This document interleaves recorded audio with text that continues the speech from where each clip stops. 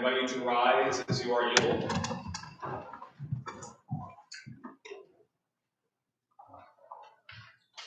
He is despised and rejected of men, a man of sorrows and acquainted with grief. And we hid, as it were, our faces from him. He was despised, and we esteemed him not. Surely he hath borne our grief and carried our sorrows. Yet we did esteem him stricken, smitten of God, and afflicted. But he was wounded for our transgressions. He was bruised for our iniquities. The chastisement of our peace was upon him. And with his stripes we are healed. All we like sheep have gone astray. We have turned everyone to his own way. And the Lord hath laid on him the iniquity of us all.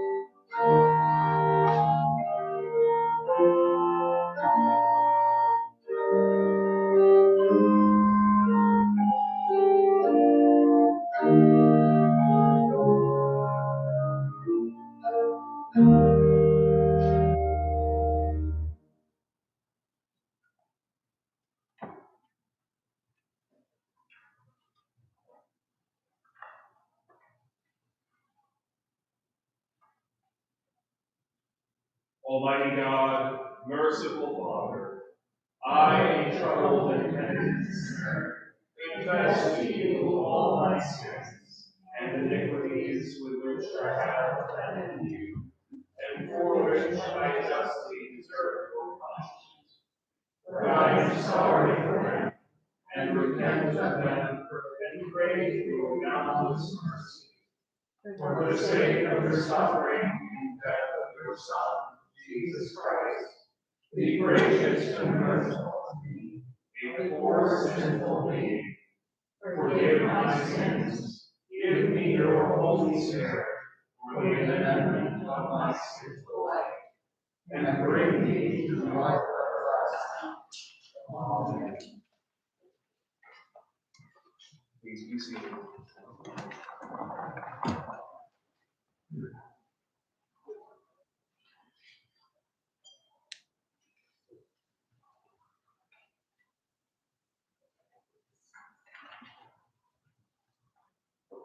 After Jesus had spoken these words, he went out with his disciples across the Kidron Valley to a place where there was a garden, which he and his disciples entered. Now Judas, who betrayed him, also knew the place, because Jesus often met there with his disciples. So Judas brought a detachment of soldiers together with police from the chief priests and the Pharisees, and they came there with lanterns and torches and weapons. Then Jesus, knowing all that was to happen to him, came forward and asked them, "Whom are you looking for?" And they had answered, "Jesus of Nazareth." Jesus replied, I am he. Judas, who betrayed him, was standing with them. When Jesus said to them, I am he, they stepped back and fell to the ground. Again he asked them, whom are you looking for? And they said, Jesus of Nazareth. Jesus answered, I told you that I am he. So if you are looking for me, let these men go. This was to fulfill the word that he had spoken. I did not lose a single one of those whom you gave me. Then Simon Peter, who had a sword, drew it, struck the high priest's slave, and cut off his right ear. The slave's name was Malchus. Jesus said to Peter, put your sword back into its sheath.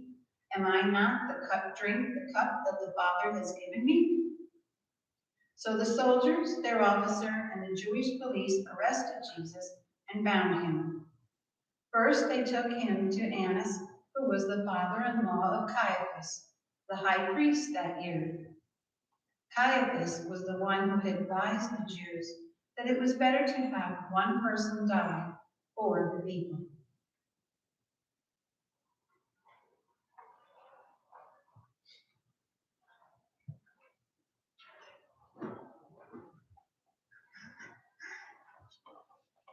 Simon Peter and another disciple followed Jesus. Since that disciple was known to the high priest, he went with Jesus into the courtyard of the high priest. But Peter was standing outside at the gate. So the other disciple, who was known to the high priest, went out, spoke to the woman who guarded the gate, and brought Peter in. The woman said to Peter, you are not also one of this man's disciples, are you? He said, I am not. Now the slaves and the police had made a charcoal fire because it was cold, and they were standing around it and warming themselves. Peter also was standing with them and warming himself. Then the high priest questioned Jesus about his disciples and about his teaching. Jesus answered, I have spoken openly to the world. I have always taught in synagogues and in the temple, where all the Jews come together. I have said nothing in secret. Why do you ask me? Ask those who heard what I said to them. They know what I said. When he had said this, one of the police standing nearby struck Jesus on the face, saying, is that how you answer the high priest? Jesus answered, if I have spoken wrongly, testify to the wrong. But if I have spoken rightly, why do you strike me? Then Annas sent him bound to Caiaphas, the high priest. Now Simon Peter was standing and warming himself. They asked him, you are not also one of his disciples, are you? He denied it and said, I am not. One of the slaves of the high priest, a relative of the man whose ear Peter had cut off, asked, did I not see you in the garden with him? Again Peter denied it, and at that moment the cock crowed.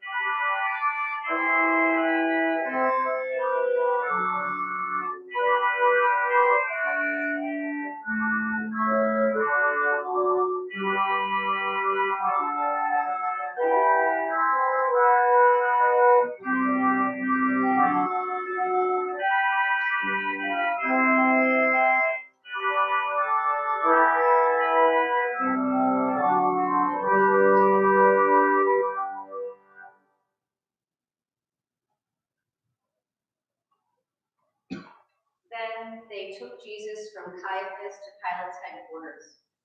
It was early in the morning. They themselves did not enter the headquarters so as to avoid ritual defilement and to be able to eat the Passover. So Pilate went out to them and said, "What accusation do you bring against this man?" They answered, "If this man were not a criminal, we would not have handed him over to you." Pilate said to them, "Take him yourselves and judge him according to your law." The Jews replied, "We are not permitted to put anyone to death." This was to fulfill what Jesus had said when he indicated the time for death he was to die. Then Pilate entered the headquarters again, summoned Jesus, and asked him, "Are you the king of the Jews?" Jesus answered, "Do you ask this on your own, or did others tell you about me?" Pilate replied, "I am not a Jew, am I? Your own nation and the chief priests have handed you over to me. What have you done?" Jesus answered, "My kingdom is not from this world. If my kingdom were from this world, my followers would be fighting to keep me from being handed over to the Jews. But as it is, my kingdom is not from here." Pilate asked him, "So you are a king?" Jesus answered, "You say that I am a king. For this I was born, and for this I came into the world, to testify to the truth. Everyone who belongs to the truth listens to my voice." Pilate asked him, "What is truth?" After he had said this, he went out to the Jews again and told them, "I find no case against him, but you have a custom that I release someone for you at the Passover. Do you want me to release for you the King of the Jews?" They shouted in reply, "Not this man, but Barabbas." Now Barabbas was a bandit.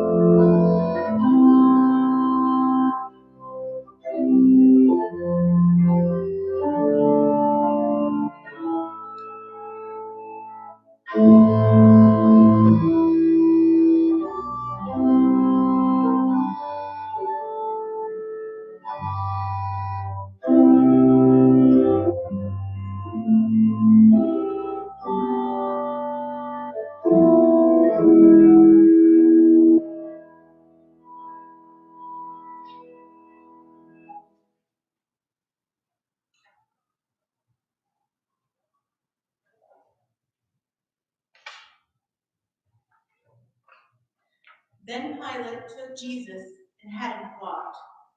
And the soldiers wove a crown of thorns and put it on his head, and they dressed him in a purple robe. They kept coming up to him, saying, "Hail, King of the Jews," and striking him on the face. Pilate went out again and said to them, "Look, I am bringing him out to you to let you know that I find no case against him." So Jesus came out wearing the crown of thorns and the purple robe. Pilate said to them, "Here is the man." When the chief priests and the police saw him, they shouted, "Crucify him! Crucify him!" Pilate said to them, "Take him yourselves and crucify him. I find no case against him." The Jews answered him, "We have a law, and according to that law, he ought to die, because he claimed to be the Son of God." Now when Pilate heard this, he was more afraid than ever. He entered his headquarters again and asked Jesus, "Where are you from?" But Jesus gave him no answer. Pilate therefore said to him, "Do you refuse to speak to me? Do you not know that I have power to release you, the power to crucify you?" Jesus answered him, "You would have no power over me unless it had been given to you from above. Therefore, the one who handed me over to you is guilty of a greater sin." From then on, Pilate tried to release him, but the Jews cried out, "If you release this man, you are no friend of the emperor. Everyone who claims to be a king sets himself against the emperor." When Pilate heard these words, he brought Jesus outside and sat on the judge's bench at the place called the Stone Pavement, or in Hebrew, Gabbatha. Now it was the day of preparation for the Passover, and it was about noon. He said to the Jews, "Here is your king." They cried out, "Away with him! Away with him! Crucify him!" Pilate asked them, "Shall I crucify your king?" The chief priest answered, "We have no king but the emperor." Then he handed him over to be crucified. So they took Jesus.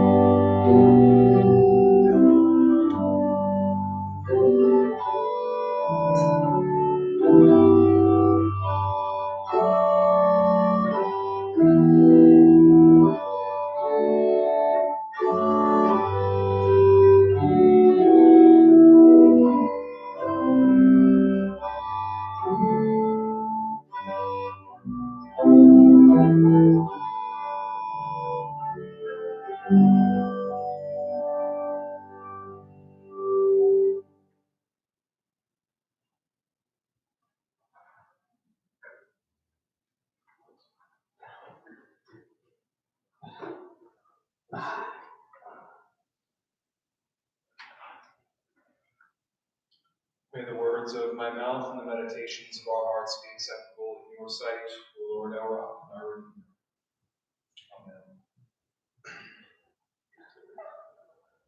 Amen. One of the great philosophers of the history of Western philosophy is a man by the name of Friedrich Nietzsche.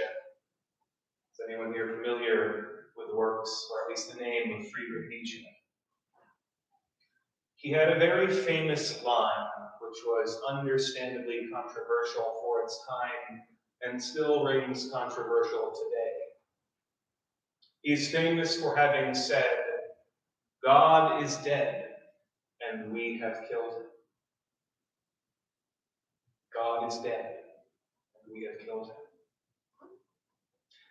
A little bit brazen, a bit of hubris in that statement, don't you think? His point, obviously, was the proclamation that the intellectual class of the West had dispensed with the notion of God, and that whether or not the people he was trying to reach with his message do so or not, he believed the fight had already been won. That the intellectual revolution's conclusions were going to happen no matter what. That was that we as a Western society reach a post-God era. And so he proclaims that God is dead. The words of Nietzsche are particularly powerful, and I do encourage people of any kind of faith background to spend some time with him. Because what better way to bolster our own faith than to hear the honest words of a skeptic and a critic? I have found in conversations with my own non-believing friends, my own faith being strengthened as I am forced to confront my own deepest fears and doubts when it comes to this crazy life we live and all of the ambiguities and uncertainties that come with it. There is a similar message in the story of Good Friday, although flipped for a very different purpose. This is the day of the year that we commemorate those words that Nietzsche said, that God has died, and we had a hand in it. We confess as Christians that in Christ the fullness of God dwelt, and that the power of God was there reconciling the world unto himself through the words and deeds and life and death and resurrection of Jesus. It's no small claim. In fact, it is one of the most audacious and unbelievable claims of our faith. That in this one man 2,000 years ago, in some podunk nowhere place, with barely a penny to his name, was the living, breathing incarnation of the God of the whole universe. What an outrageous thing to claim. And perhaps it might be easier to swallow that pill when we say the creed together week after week. Perhaps it would be easier if this Jesus had come as a great and mighty king, or an extraordinarily wealthy man, or a universally praised and esteemed holy teacher. The cross of Christ stands in the way of all of that. Because quite apart from coming in glory and conquering power, he comes in weakness. The entire life of Jesus is cruciform, that is, in the shape of the cross. That is, when God decided to take on human flesh and dwell among us, he did not choose one of the greats. He did not choose a life of luxury or power.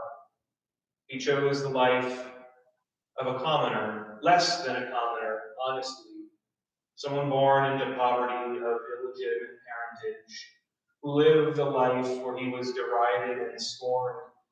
And though his magnetism and the power of his teaching attracted many, he was never taken seriously by the powers that be, whether they be the powers of government, economy, or religion. In fact, he was derided and hated by all who stood something to lose from the ascension of his authority. And so we here together proclaim that God has died, and we had a hand in it. And when we say that we crucified Jesus, that we had a part in his death, we mean something about the universal nature of the human heart. Namely, that we are all capable of doing great evil under the right circumstances. And that those people who gathered around the cross and jeered and mocked Jesus, those who drove the very nails through his hands, were not very different than you and I. And if indeed we are better than that, it is only by the grace of God that we have been steeped in from our birth, from our rebirth in baptism, that we have been able to not become the kinds of monsters who might crucify the Son of God. Although we might, if Christ were to come to us and offend us in just the right way, we are a hair's breadth from becoming like those people who came out in droves to watch the execution of a man as their Friday afternoon entertainment. Repeatedly throughout history, we've seen it, especially in the history of this country, the great atrocities that were committed in the name of America upon the Native Americans or upon the African American slaves. On the occasion of a lynching, otherwise civilized, church-going, good Christian people would get their popcorn ready and they would tailgate out over to the nearest lynching tree and they would gawk and mock and spit and throw things at the victims of the lynching tree. The cross is no different than the noose, at least not substantially, perhaps in shape, but in purpose it served the same purpose. The purpose of the powerful wielding their power over and against the powerless. When we look at the story that we've been reading through today, a number of things stand out. The leaders of the Jewish people, and I want to be very clear, because it's so easy to slide into anti-Semitism when we read this text. It has been used in such a way time after time in Christian history. The Gospel of John refers to the Jews as this abstract category, but we have to understand that the author of this Gospel is referring very specifically to the leaders of the Jews who ran the temple system, the courts, and were the teachers of the law, aka the Pharisees, and the cabal that they had together in collusion with the powers of Rome. And that they were disliked by their own people almost as much as their own people disliked the powers of Rome and the emperor that ruled the Roman Empire. So it is particularly striking in this text as the crowds of people who have been whipped into a frenzy and influenced by their leaders to say such words like, "We have no king but the emperor," and that this man claimed to be the Son of God, and that is treason to Caesar of Rome. Because if you didn't know, Son of God was a common title for the emperor of Rome. All of the titles that Jesus is hailed with, and all the ones he claims for himself, and he's attributed with by the authors of the Gospels, are all titles that will also apply to the emperor, the most powerful man in the known universe at the time that this was written. And so with that claim, Pilate finally caves to the demands to have this man crucified. It is only when he is claimed to be the King of the Jews and the Son of God himself, and he asks Jesus, and Jesus does not renounce these claims, that he allows it to happen. Because, by the way, Pilate, as a regional governor of the Roman Empire, if he were to crucify somebody for anything less than attempted insurrection, he would be in big trouble. Because that was a capital punishment that was narrowly saved for very certain offenses. Namely, to question or to fight the omnipotent and ultimate and final authority of the Roman emperor. It seems Jesus has made enemies in all the wrong high places, and all of his friends in the low places to abandon him, discard him. Because getting arrested and getting flogged and getting marched to crucifixion is very unkingly behavior. It's very un-messianic behavior according to all of their expectations. They expected someone to lead and to conquer, And they proclaimed as much when they laid down their palms and shouted Hosanna when he came into Jerusalem. The minute their expectations are flipped and they see what is happening and that it is not what they expected to happen, they go from exalting this man to joining the crowds jeering and mocking